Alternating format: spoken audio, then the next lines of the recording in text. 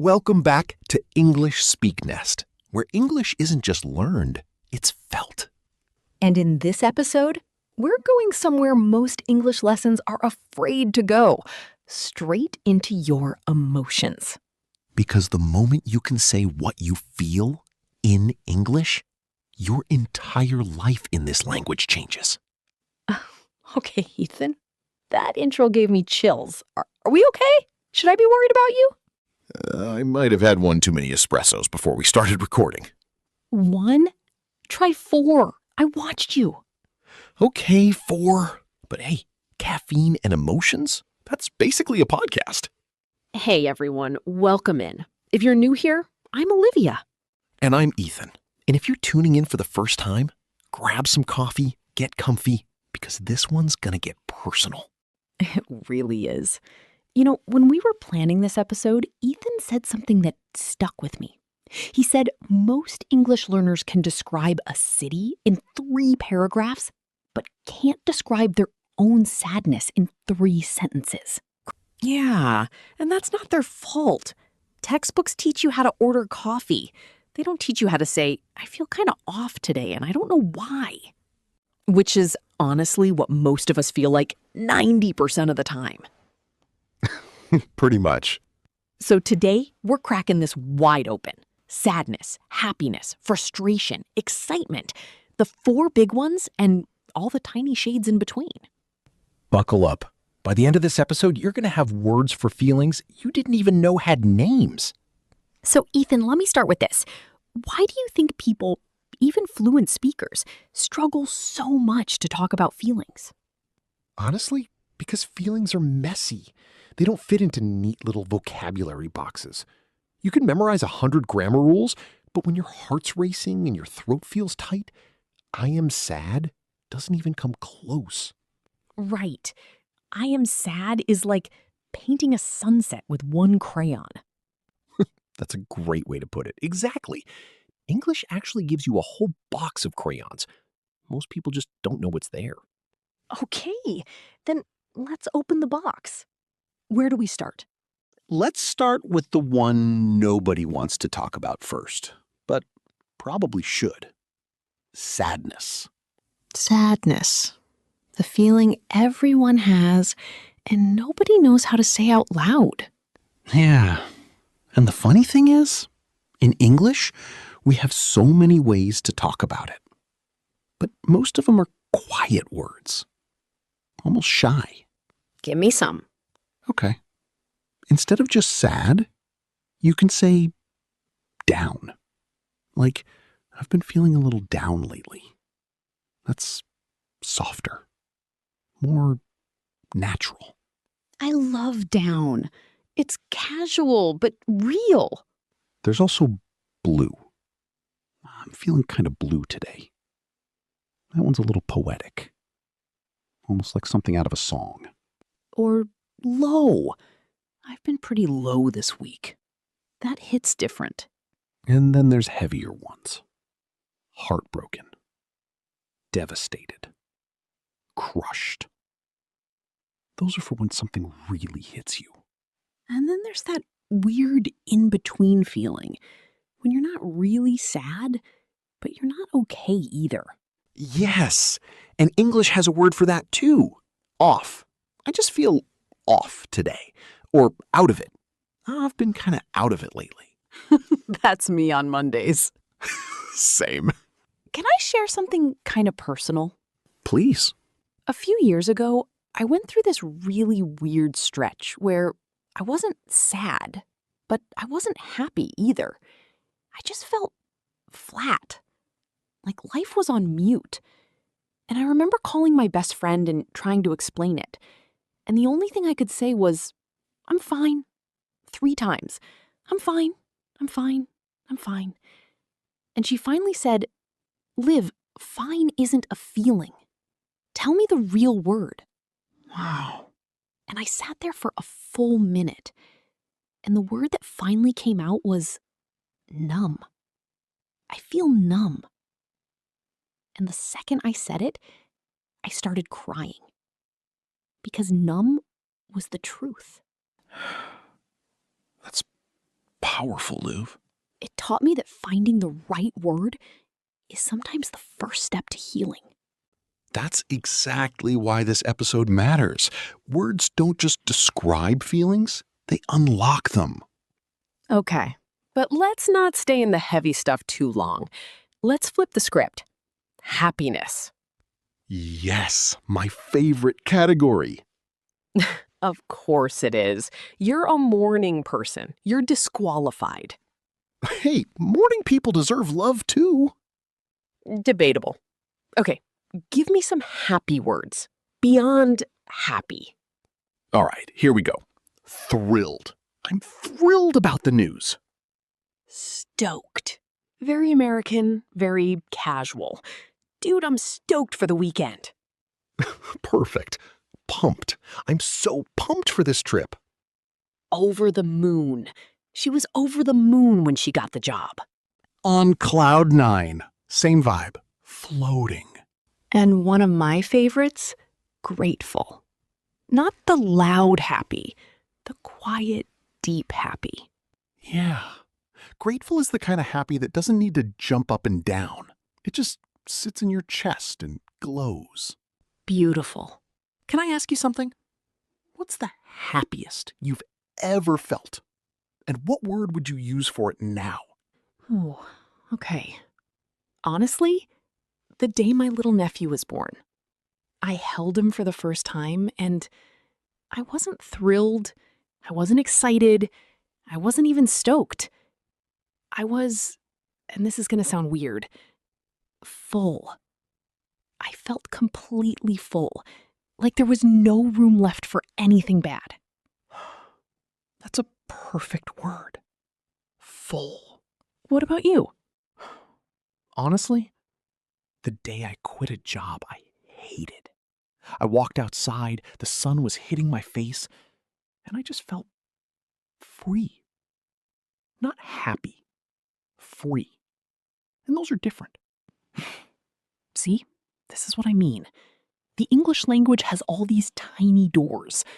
Most people only walk through one. Okay, let's talk about a feeling that everybody has, and almost everyone mislabels in English. Frustration. Oh boy. Because here's the thing. Frustration is not anger. They're cousins, not twins. Break it down. Angry is sharp. It's hot. It explodes. Frustrated is more like you're stuck. You're trying and nothing's working. Like when your Wi-Fi cuts out during a video call? Exactly. You're not furious. You're frustrated. Give me the menu. Okay, annoyed. Light. He's annoying me. Irritated? A little stronger. I'm irritated by the noise. Frustrated. Deeper. More stuck. I'm so frustrated with this project. Fed up? The boiling point. I am fed up with this nonsense. Fed up is so American. It's basically the verbal version of throwing your hands in the air. Oh, and then there's the dramatic one, losing my mind. I am losing my mind right now. We say that constantly. Or at my wit's end. Same energy. Or my personal favorite, I can't even. I can't even is the official slogan of frustrated millennials. Guilty. Okay, share a frustration moment. Real one. Oh, man. Okay. Last year, I was trying to fix this leak under my kitchen sink. YouTube tutorial, hardware store, the whole thing. 3 hours in, I'm soaking wet. The pipe is worse than before, and I just sat down on the kitchen floor and said out loud, to nobody, I can't even deal with this anymore. That's beautiful frustration vocabulary right there. That's the thing. Frustration always comes with words. You just have to listen to yourself. Hey, real quick, if you're still with us, if any of this is hitting home, if you've ever felt frustrated trying to express yourself in English, I want you to do one small thing for us. If you're enjoying this conversation and want more English podcast episodes like this one, don't forget to subscribe to English SpekNest and turn on notifications. We drop new episodes designed to make you feel English, not just learn it. And honestly, knowing you're here listening means the world to us. So thank you. Now, back to the feelings. So many feelings. Okay, Ethan, give me the fun one. Excitement. Yes, this is the feeling that should have a soundtrack. Excitement is the sparkly cousin of happiness. It's happy plus anticipation. Ooh, that's good. Happy plus anticipation. Right? Like happy is about now. Excited is about what's coming. So what are the words? Pumped, hyped, amped, stoked, buzzing, can't wait, counting down the days, all of those. Buzzing is so good. I'm buzzing about this trip. And then there's I've got butterflies, the physical kind of excitement, the kind that lives in your stomach. That's the nervous excited, when you don't know if you want to throw up or do a backflip. Exactly. And English has a beautiful word for that mix. Anticipation. The anticipation is killing me. I love that one. It's dramatic but accurate. And here's a tip for any English learner listening. Don't be afraid to be dramatic. American English loves drama and feelings.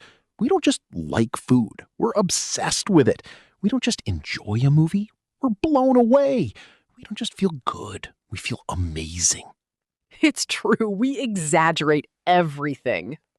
And that's part of the music of the language. If you speak feelings in a flat way, you sound robotic. If you let the feelings breathe, you sound human. That's such an important point. Emotion in English isn't just vocabulary, it's energy. Okay, can I get a little real for a minute? Please. I lived in Spain for 2 years. My Spanish got pretty good. Like, I could joke around, I could argue with the landlord, I could flirt, which, by the way, is a major language milestone. That's actually the most important benchmark of fluency. Right? But here's the thing. The day I knew I had become fluent wasn't the day I told a joke. It was the day my grandmother passed away. Liv. I was on the phone with my Spanish best friend, and I was crying. And without thinking, I told her, in Spanish, exactly how I felt. The grief, the guilt, the relief, the complicated stuff. And after I hung up, I sat there in shock because I realized I just felt in Spanish for the first time. Wow. And that's when it clicked. Fluency isn't speaking. Fluency is feeling.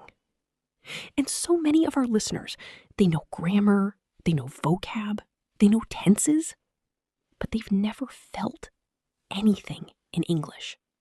And until they do, English will stay outside of them. That's one of the most powerful things you've ever said on this show. I mean it. And it lines up with something I've thought for a long time. Language isn't a wall, it's a bridge. And feelings are the people walking across that bridge. Oh, that's going to end up on a quote graphic somewhere. Save the clip, edit team. Okay, let's get super practical for our listeners. Let's give them actual sentences they can steal and use this week. Yes, I love this part. Real life, real situations. Situation 1. You wake up Monday morning. You don't want to go to work. What do you say? Oh, I'm not in the mood today. Perfect. Not in the mood. So natural. Or I'm dragging today. That means tired and slow. Or I'm just not feeling it today. Those 3 sentences, gold. Native speakers say them all the time. Situation 2. Your best friend just got a promotion. What do you say? Oh my God, I'm so happy for you. Yes! That's amazing. You deserve this. I'm beaming right now. My heart is so full. Now you're speaking like a Hallmark card. I am unashamed. Situation 3. The printer at work jams for the 4th time today. I have had it with this thing. You've got to be kidding me. I swear, this printer is out to get me. Personifying inanimate objects when you're frustrated, very American. It's true. We yell at toasters. Situation 4. You just bought a plane ticket for a vacation you've been dreaming about. Excited? I can't wait. I'm counting down the days. I'm literally bouncing off the walls. Oh, this is going to be the best trip ever. Exaggeration is required in excitement vocabulary. It's the law. Okay, I want to go deeper for a second. Let's do it. We've talked about the surface words: happy, sad, frustrated, excited. But there's a whole layer underneath those. The complicated feelings. The ones nobody talks about. The ones that don't have a single word. They need a whole sentence. Like what? Like that feeling when something good happens to you, but you can't fully enjoy it because of guilt. Oh, that one's brutal. What's the English for that? I feel guilty for being happy. Or more poetic, I don't feel like I deserve this. Yeah, that's a real feeling. A lot of people have that one. Or how about that feeling when you miss someone, but you're also a little angry at them? Oh, that's a whole essay. Right? You'd say, I miss them, but I'm also kind of mad at them. Or it's complicated. That phrase, by the way, may be the most American sentence ever. It's complicated. The universal answer to every relationship question. 8 letters, 3 syllables, infinite meaning. Here's another one. The feeling of being almost happy. Like you can see happiness. You can touch it, but you can't fully grab it. Yeah. We'd say, I'm trying to be happy. Or, I'm working on it. Or, I'm getting there. I'm getting there. That's such a beautiful phrase. It's hopeful, but honest. English is full of those phrases. They're not in textbooks. They're in life. Can I throw one more at you? Hit me. The feeling of nostalgia. Missing a time you can never go back to. That one's tricky. We have nostalgic, but we also say things like, I really miss those days. Or, take me back. Or, that hits different now. That hits different. So Gen Z. So accurate. And it captures something real. It's that moment when an old song plays, and suddenly you're 17 again. Beautiful. Okay, listener, I have a question for you, and I want you to actually answer this in the comments. Ooh, this is good. Think about the last time you felt a really strong emotion. Doesn't matter which one. Happy, sad, frustrated, excited. Now, ask yourself, did you have the English words to describe it? And if not, what was the feeling? Tell us in the comments. We read every single one. Because here's the thing. When you put a feeling into words, you don't just describe it. You understand it. And when you understand it, you can handle it. That's not just language. That's life. Okay, here's something we haven't touched on yet, and I think it's going to surprise people. What's that? You can have all the perfect vocabulary in the world and still sound emotionally fake in English. Why? Tone? Yes, tone and pacing and pauses. This is huge. If you say, I'm so excited in a flat voice, It doesn't matter how good your grammar is. Nobody believes you. It sounds like a hostage situation. So excited. Are you okay? But if you say it like, I'm so excited, with the lift, with the energy, with the smile in your voice, that's English coming alive. And the same is true for sadness. If you say, I'm sad, in a happy tone, you sound sarcastic. This is why I always tell learners, watch how people feel in English. Watch interviews, watch podcasts, watch real conversations. Listen to the music underneath the words. Feelings have a melody, and every language has its own.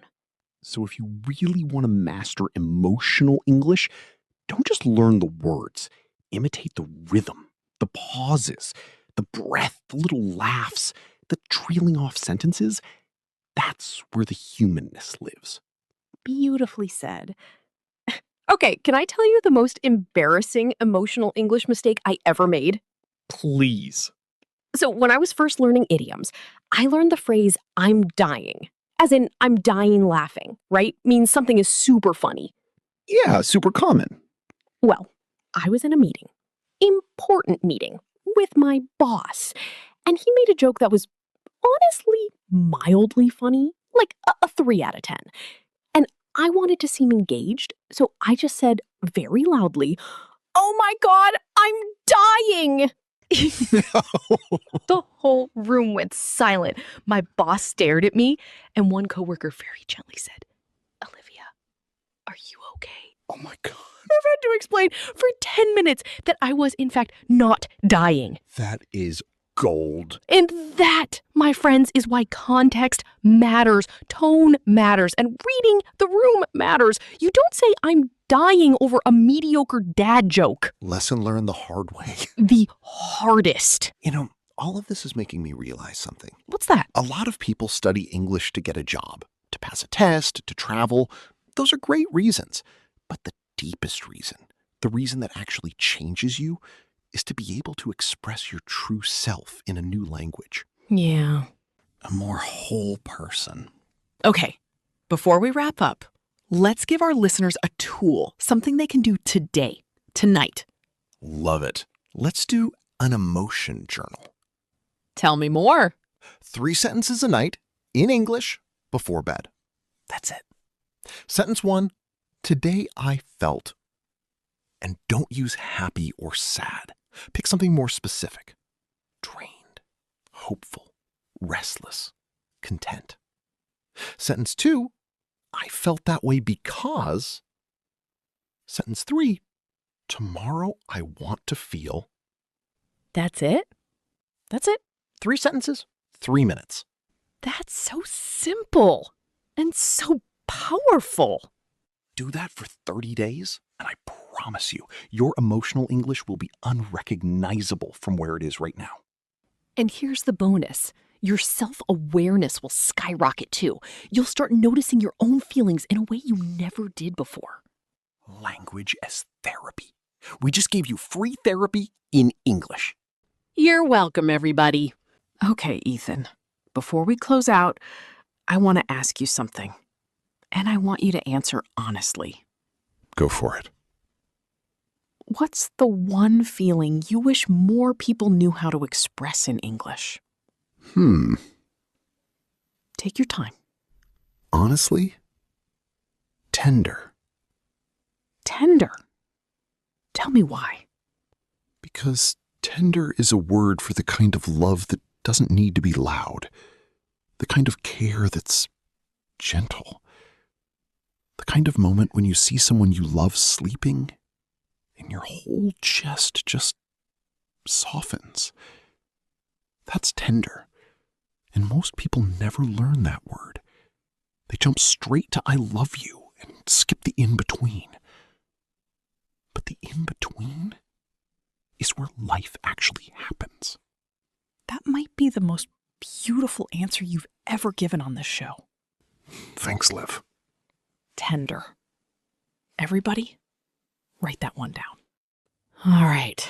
So if you're still with us, and I hope you are, Here's what we want you to take from this episode. English isn't a list of words. It's a way of being human in a new voice. And the moment you can name what you feel, sadness, happiness, frustration, excitement, tenderness, all of it, you don't just speak English better. You live better. Because feelings that don't have words, they get stuck inside us. They turn into stress, into silence, into distance from the people we love. But feelings that do have words, they get to leave the body. They get to be heard. They get to be healed. So please, don't be afraid of emotional English. Don't worry about sounding too dramatic or too soft or too much. The world doesn't need more polite, perfect English. The world needs more honest English, more real English. The kind of English that has tears in it, and laughter, and shaky voices, and quiet I love yous. That's the English worth learning. That's the English we're here for. That's the English of English SpekNest. Hey, listener, if this episode meant something to you, and I have a feeling it did because you made it this far, we want to hear from you. What do you think about this topic? What's a feeling you've struggled to express in English? Or what's a feeling you finally found the right word for? Drop it in the comments. We read them, we reply, we care. And if you haven't yet, subscribe to English SpekNest. Hit that notification bell so you don't miss our next episode. We've got more conversations like this one coming. More feelings, more stories, more real, honest English. And to everyone who's been here from the beginning, thank you. From the bottom of our hearts. You're the reason this channel exists. You're the reason we keep showing up. Until next time, take care of yourselves. Take care of the people you love. And don't be afraid to say what you feel. Even if your voice shakes. Especially if your voice shakes. This has been English SpekNest. We'll see you in the next one. Bye, everybody. Bye.